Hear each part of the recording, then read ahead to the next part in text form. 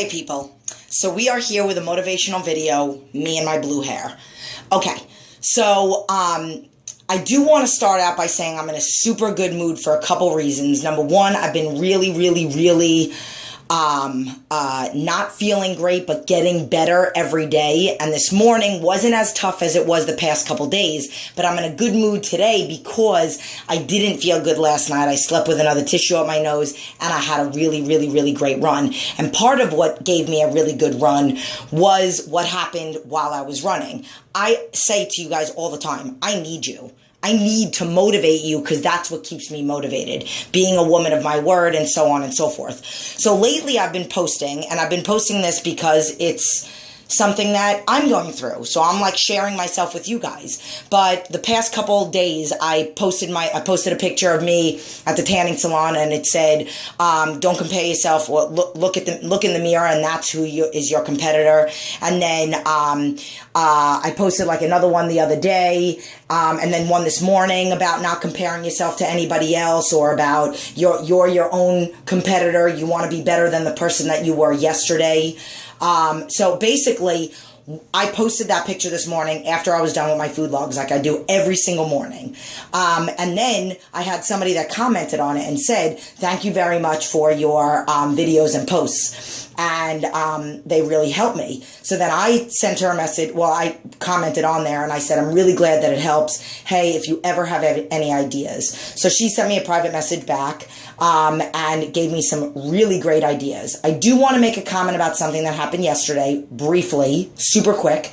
Somebody tagged me in a post and she was asking me what I thought about cardio and doing cardio for over 30 minutes. I just sent her a private message this morning and I said, hey, I want to let you know that I did not comment on your post not because I'm ignoring you, just because I don't do that. So here is my thing.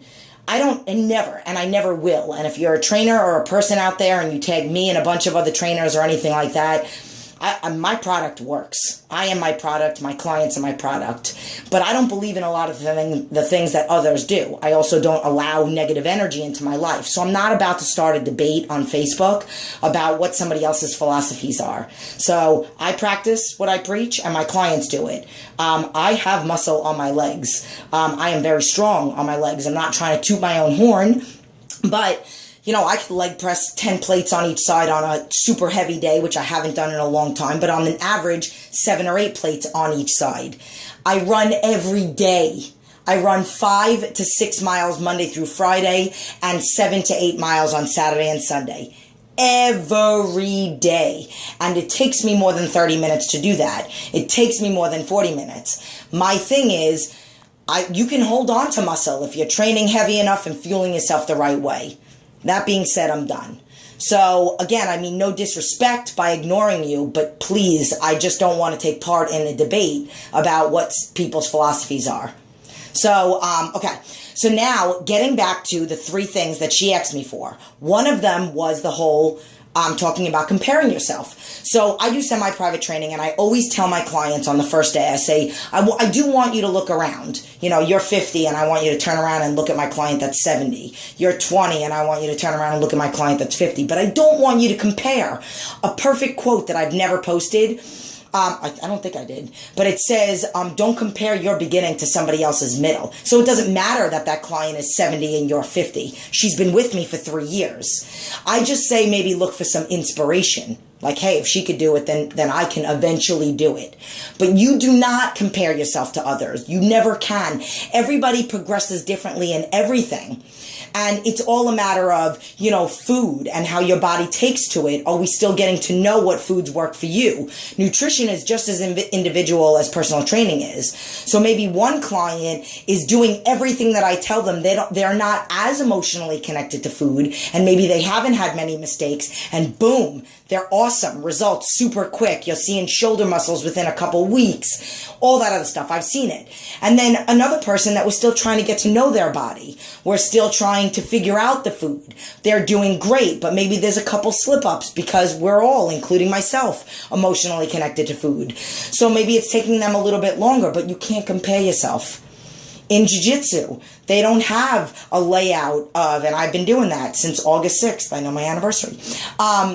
but they don't have a layout as to how long it should take you to go from a white belt to a blue belt to purple. They have like an idea, but everybody's different. Depends on how much you train. It depends on how good you are with absorbing information. Are you drilling it? All that other stuff. And again, the same thing with training. So, you can't compare yourself. And literally there's me and this other guy, Cameron, that is one of the blue belts at my school. And me and him are always joking around because we'll both start at the same time and he'll beat me, but I'm not trying to beat him. I'm trying to beat me. I'm trying to beat who I was yesterday. I'm trying to be better. I'm trying to mind F myself because maybe I'm having a bad day and I just need to get through it.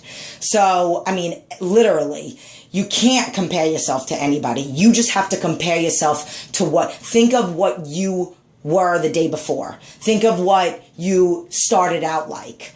Don't live in the past, just to acknowledge how far you've come. And that kind of leads me right into keeping track. With me, I keep track of all my clients' progress. I can physically see my clients, so I can see how strong they're getting. I see what their body looks like. I weigh them in. This is studio clients. Weigh them in every week, measurements and pictures once a month. Coaching clients, measurements once a month, weigh in every week, pictures once a month, or depending on how close you are to your goal, I sometimes ask for them more often because I need to see you, not like I'm seeing my clients in the studio. So I need to see how your body is taking to it. For example, both my guy clients, I have 3 guy clients, but I have one in New York and one in the Philippines, and they're both at goal weight, those 2 guys, but they both have totally different food plans. And both of them send me their pictures pretty much once a week so I can see how they're doing with their nutrition. So it's really important that if you don't have somebody holding you accountable, that you hold yourself. If you're saying, I'm going to do this, I'm going to start now, take a before picture of yourself. Take a picture of yourself once a month. Don't weigh yourself every day. The stress of the middle of the week, work week, sometimes will, pick a day, pick a weekend, pick a low stress. I've done a video on that about how stress holds on to weight. So you might weigh more on Wednesday and then weigh less on Saturday. I did a video about how my body works in the opposite. I could be stressed out. I remember one weekend we were moving our studio and we were moving into this house, and it was pretty much around the same weekend. And I was so stressed, but with my Crohn's disease, I work in the opposite. And people made a comment, I wish I had your problem. No, you don't. But I lost 6 pounds in 2 days. And I ate the exact same thing. It was just stress. But unfortunately, most people work in the exact opposite. And then this friend of mine sent me a very awesome motivational motivational idea and subject. And that kind of leads me to what I was having a conversation with one of my teammates yesterday. My son was taking his jiu-jitsu class, and one of the guys said, Jen, I wish I had your dedication to working out and fitness and eating good, because we were talking about getting winded and being tired and whatever. So I said, and I've said this in videos, that, you guys know, my main motivation is my health. Because I can't be in the hospital, I can't be on an IV, all that other stuff. But I did recently make a video about me and my depression. I know what it feels like to have a complete nervous breakdown and feel like I don't know what the hell I'm going to do with myself. I know what it feels like to just live in an attic in my mom's house. Where is my life going? And that was when I checked myself into the hospital. And I'm an extremist. It's all or nothing with me. That's why I eat the same thing every day for 5 years. So, I need to get up every morning, because here's the thing, and this is what I said to him.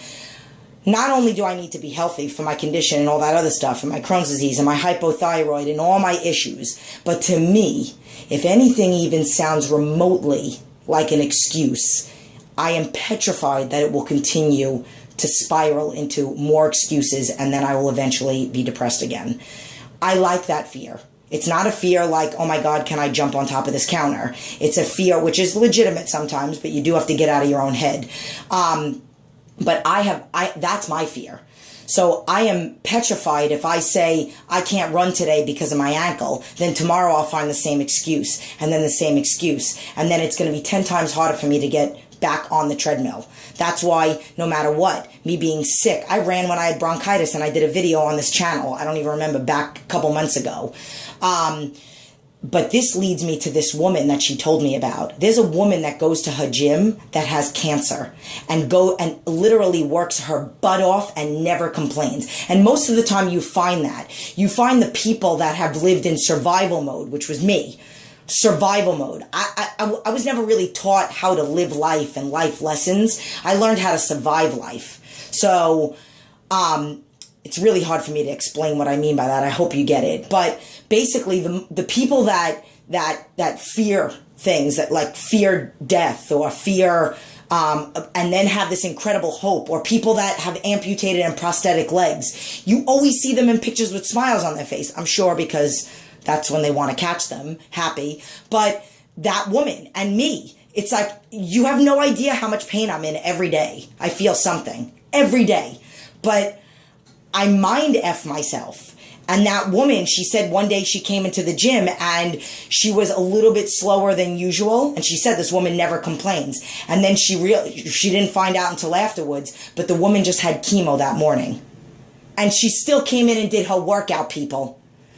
That is incredible. Okay? Literally. Like with me, I will be in the hospital having a Crohn's attack. I'll leave my bracelet on, and the next morning I'll still get up and run. I'll still train my clients. That is fire. You just got to find that fire. I highly recommend you read the book, Awaken the Giant Within. Bad book. Like bad, like good. That's how bad it is. Like, you know how they say, oh my God, that's fat, P-H-A-T? That's bad. Like that you need to read that book, because if you do what that book tells you to do and you follow everything in it and you do your homework and don't move on until you're done doing your homework, you will be able to find your fire. And that is what it takes. We all have it. Just 80% of it have no idea how to find it and use it. I don't want you to fall into a super deep depression, because that's what it took me to find my fire. So I hope this video helps somebody. I am starving. This is the second time I've done this video, because the first time I ran out of video and then I had to go back and erase. You'd think my brand new phone would have more space. Whatever. Okay, I'm going to go eat breakfast and train clients, and then that's it. Okay, I'm done. I love you. That's why I do it. I love you. Find your fire. Get the damn book before I come to your house and slap some sense into you. That is a threat, but a good one. Okay.